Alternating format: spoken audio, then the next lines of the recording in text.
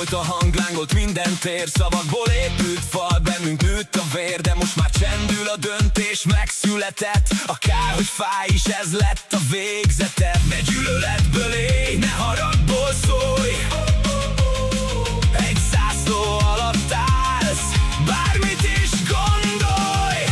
Ez a föld mindannyiunké, nincs több háború. Nem egymás ellen, hanem együtt indulunk. Fogadd el, ami lett, ez a népszava már. Három út, egy ország, ez a mi hazánk. Ez a mi hazánk. Nem számít, hol álltál, kire tetted le. A jövőt most írjuk, nem múlt sebei. Színek vakulnak, a vére fested át, de együtt újra élhet minden igazság. Ne ellenséget láss a másik szemében, ugyanaz dobban.